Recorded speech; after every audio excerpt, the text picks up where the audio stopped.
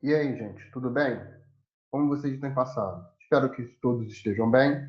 Hoje a gente volta a falar de filosofia, né? Lembrando que a gente sempre faz a alternância. Semana passada a gente falou de sociologia e agora a gente continua o nosso bate-papo sobre estética, beleza? Vamos lá. Arte e decadência dos costumes.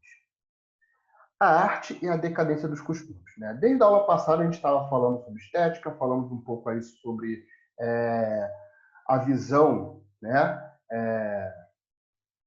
de outros filósofos como Platão e Aristóteles sobre o que é o belo, sobre a mímese, né? E hoje a gente continua dando esse foco. Vamos falar hoje basicamente de três filósofos do Iluminismo, né? Corrente filosófica do século XVIII, beleza? Essa corrente filosófica ela foi de grande importância para a consolidação da burguesia como classe dominante, né? Que são os interesses da burguesia. São aí um movimento que vai contra as ideias absolutistas. E o movimento foi tão grande que abrangeu, né, que pegou um monte de filósofos, né, com pensamentos diferentes em diversos pontos. Né? A gente vai ter aí, filósofos que vão ser aí favoráveis à propriedade privada, né? A gente vai ter filósofos que vão ser favoráveis aí a fala que a sociedade corrompe, o outro fala que a sociedade ela existe para salvar, manter um homem seguro, enfim, vão ter filósofos que vão ter aqueles que vão acreditar em Deus e aqueles que não. Então, assim, a gente tem uma gama gigantesca de filósofos. E eles também vão divergir referente à beleza e à estética, tá? Então, a gente vai ver hoje três formas de se pensar, né, a arte, beleza? Vamos seguir, hein? A arte e a decadência dos costumes. No século XVIII, período do Iluminismo, Jean-Jacques Rousseau afirmou que as cortes utilizavam socialmente a contemplação das produções artísticas, científicas e filosóficas como meio de ostentar riqueza e ócio. Né? Opa, vamos lá. A gente agora está pensando no. A gente está vendo o pensamento de Rousseau, e o Rousseau, de pronto, se mostrou assim, um crítico à corte, né? Ou seja, aos nobres, e a contemplação que eles fazem da arte. O uso da arte como uma forma de ostentar status dentro de uma sociedade. Né? Rousseau ele vai falar que isso daí é uma subutilização da arte. Né? Utilizar a arte como comprar obras de arte devido ao talento individual, ou seja, a supervalorização de um talento individual de alguém, né? Você adquire a obra de arte dessa pessoa por um preço altíssimo e utiliza como status. Né? Então, o Rousseau ele vai ser contra essa subutilização da arte. Ele fala, deixa bem claro aqui, ó, produções artísticas, científicas e filosóficas como meio de ostentar riqueza e ócio. Então, ele é um crítico ao absolutismo, é um crítico às cortes, à nobreza e essa subutilização da arte. Afirmava que a arte e a ciência nasciam do luxo, o qual responsabilizava pela decadência dos costumes. Dessa forma, defendia uma vida simples. Vamos dar uma explanada aqui no pensamento de Rousseau. Né? Quando vocês forem estudar Rousseau ano que vem, no Iluminismo, vocês vão ouvir falar sobre o mito do bom selvagem. Né? A gente tem alguns filósofos iluministas que, na verdade, não só iluministas, a gente vai ter alguns filósofos, né, antes mesmo do iluminismo, que vai tentar justificar a formação e a vida social. A gente tem Thomas Hobbes, que não é iluminista, né? A gente tem John Locke, que é iluminista, a gente vai ter Rousseau, né? Então a gente vai ter alguns filósofos iluministas e outros que surgem até antes do iluminismo, tá? Que eles vão levar em consideração, eles vão criar uma teoria do estado de natureza. É um estado nunca percebido por esses filósofos, mas eles pensam como seria a vida do homem antes da formação da sociedade. Né? Aí Thomas Hobbes vai falar que o homem vivia em pleno estado de guerra, daí aquela frase célebre, né? O homem é o lobo do homem, ou seja, a formação da sociedade, da monarquia absolutista, no caso de Thomas Hobbes, é para o monarca assegurar o direito à vida do cidadão, porque o cidadão acaba se matando, né? O homem é o lobo do homem. Né? John Locke ele vai falar que a sociedade ela vem para assegurar o que o homem adquiriu no seu estado de natureza. Né? Para John Locke, a propriedade privada ela antecede a sociedade. Então, se o homem ele utilizou a terra, desenvolveu, aquilo passa a ser dele. E o Estado surge para garantir esse direito do homem. Rousseau ele tem uma diferença, uma visão diferente desses filósofos. Rousseau ele fala o seguinte, que o homem, a natureza humana, não é uma natureza sociável. E aí também contra o pensamento aristotélico. Né? O homem, tendo terra e o suficiente para se manter vivo, ele vive isolado. Ele não precisa de viver próximo aos outros. Né? O Rousseau ele usa um conceito, uma frase que muitas vezes é interpretada de maneira errônea, né?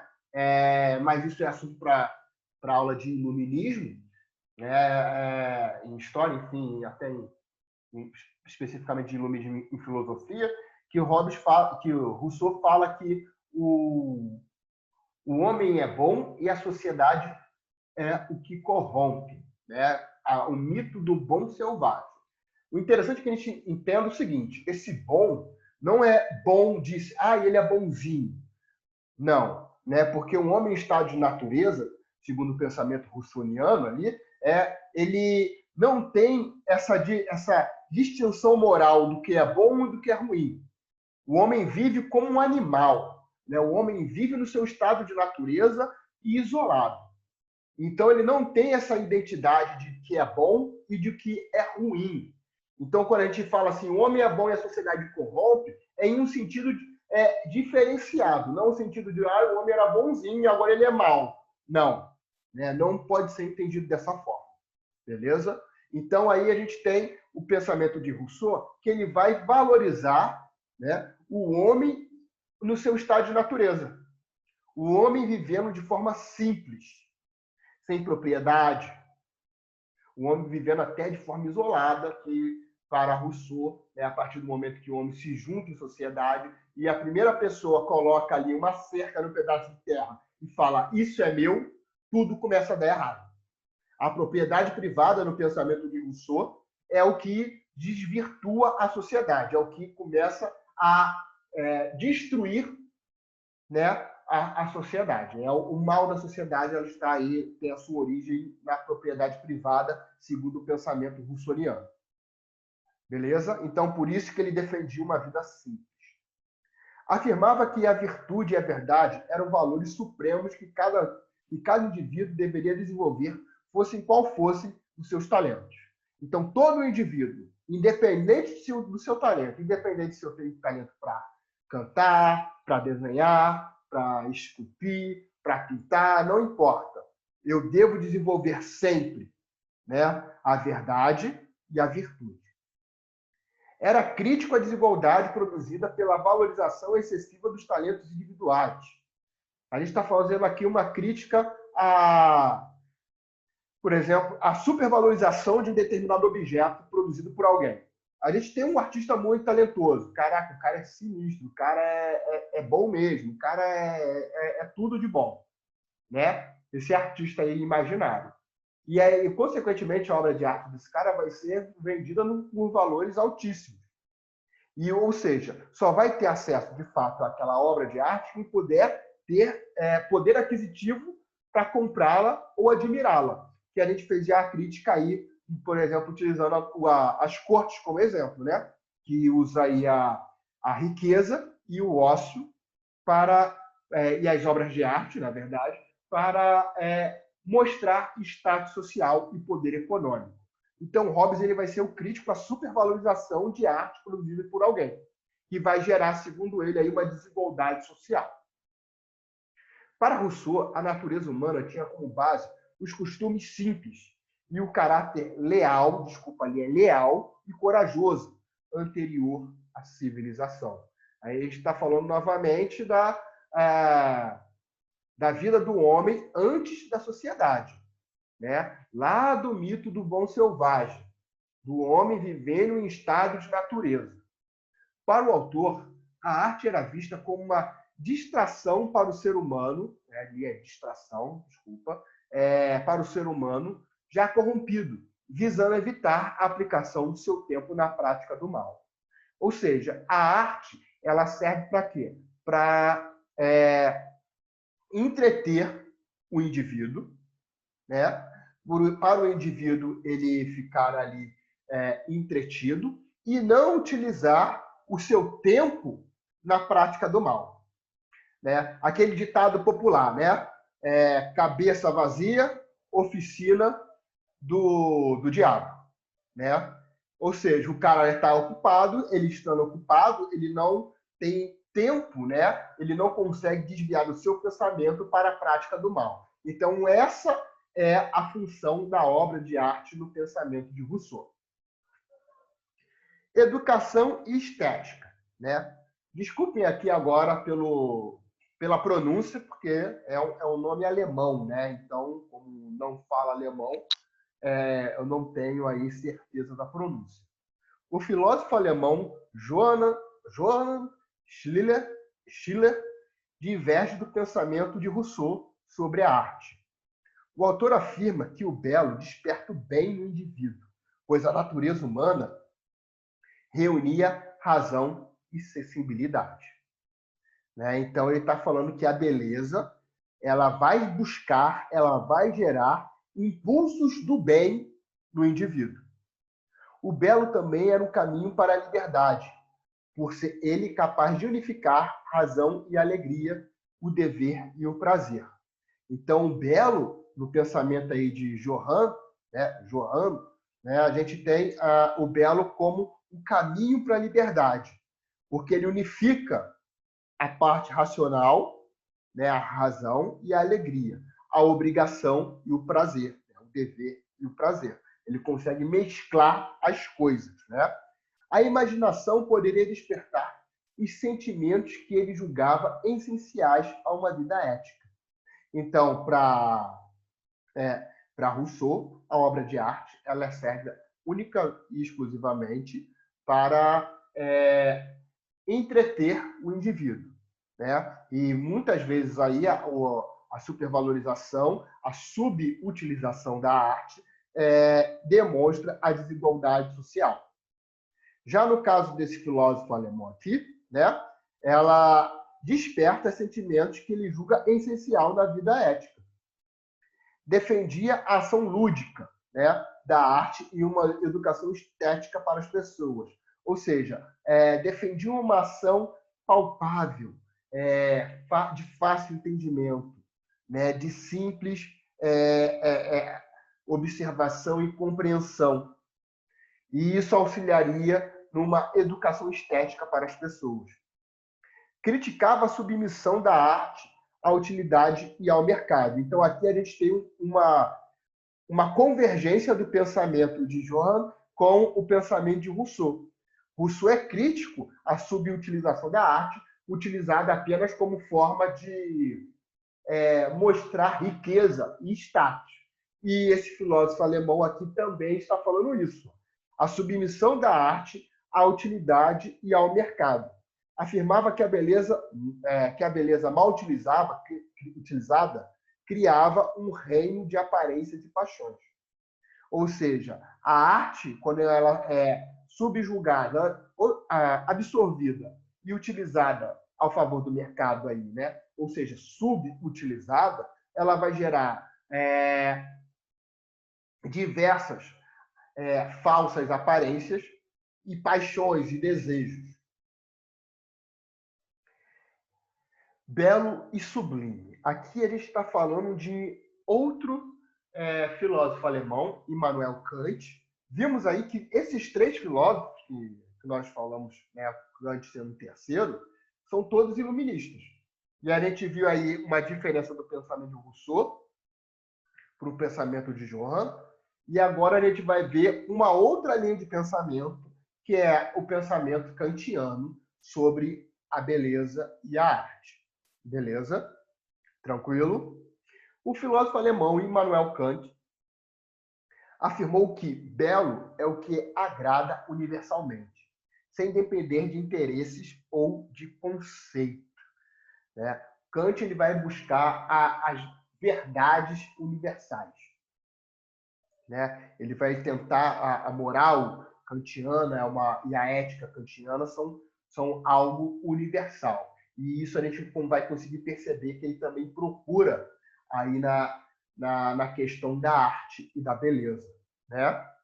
Para Kant, o belo agrada universalmente, porque a estrutura cognitiva dos indivíduos é comum. Então, para Kant, o que é belo para um vai ser belo para todo mundo, porque a nossa estrutura mental, a nossa forma de aprender, de apreender, de compreender, né, ela é comum em todos. Né? Todos nós, segundo o método kantiano, todos nós aprendemos de uma mesma forma. Kant julga o juízo de gosto, julgamento de algo como belo ou não, como um juízo estético e não teórico, ou seja, fundamentado na sensibilidade do observador e não no conceito de um objeto. O Kant ele vai ter isso aí de novidade também na sua filosofia. Antes, a filosofia ela fazia o quê? Ela tinha um objeto e o indivíduo ele ia se encaixando e se moldando conforme o objeto analisado. Kant ele vai subverter a filosofia a partir do momento em que ele coloca o indivíduo, o ser, no centro das coisas e coloca o objeto, né, se moldando a esse ser. Igual o que a gente vai falar, que a gente falou na aula de história, né, de Renascimento, do pensamento copernicano. Copérnico ele vai abolir a teoria geocêntrica. Copérnico ele vai demonstrar que a Terra ela não é o centro do universo, do nosso universo, e sim o Sol. E aí começa a construir a chamada teoria heliocêntrica. Né? Só o fato de Copérnico transferir o Sol para o centro do universo e não a Terra, ele começa a desconstruir uma série de coisas como por exemplo, o pensamento cristão medieval, né? Em que o homem é o centro, a Terra é o centro do universo, porque Deus é o centro do universo. E Deus fez tudo e todos. Se o homem é a imagem e semelhança de Deus, o homem vive no planeta que é o centro das coisas, porque Deus ele colocaria essas pessoas que são os seus semelhantes para viver nesse planeta. Então aí a gente começa a perceber uma desconstrução do pensamento religioso medieval no conceito de Copérnico, né? Que a gente falou isso lá na aula de história. Mas Kant ele faz mais ou menos a mesma jogada. Ele, inclusive, é uma comparação muito válida, né? O Kant ele coloca o ser no centro do universo e coloca o objeto que se moldou ao ser, não mais o contrário, tá? Continuando, hein? Kant faz uma distinção entre belo, bom e sublime. Para Kant, o bom depende de um conceito, de um princípio que teríamos o dever de respeitar, né? Ou seja, o bom é algo que a gente tem e deve respeitar. Enquanto o belo seria independente de conceitos ou normas previamente estabelecidos. Né? O que é o belo, ele foge desses princípios que a gente deve seguir. Ele não segue um padrão, ele não segue uma norma instituída. E o sublime apresentaria as seguintes diferenças em relação ao belo. Esse quadro aqui está na apostila de vocês. Eu achei ele bem interessante, então eu resolvi colocar ele aqui no slide também, tá bom? Características do belo e do sublime. Belo, leve, alegre, jovial, estimulante. Sublime, sério, magnífico, nobre, terrível e comovente. Características, mais outras características do belo. Opõe-se ao asco, opõe-se ao ridículo, o sublime. Os efeitos: inspira amor e intimidade, inspira respeito, admiração, comoção. Desperta sorrisos, desperta a perplexidade. Exemplos do que é belo: amor, do que é sublime, amizade. Comédia e tragédia. Boas qualidades morais, compaixão, habilidade. Domínio das paixões por meio de princípios. Entendimento e virtude. Beleza? Então, gente, por hoje é só. Eu vou pedir para que vocês façam aí os exercícios da página 14 e 15 e que leiam a apostila de vocês das páginas 12 a 16. Tudo bem? Tchau, tchau, gente. Até a próxima.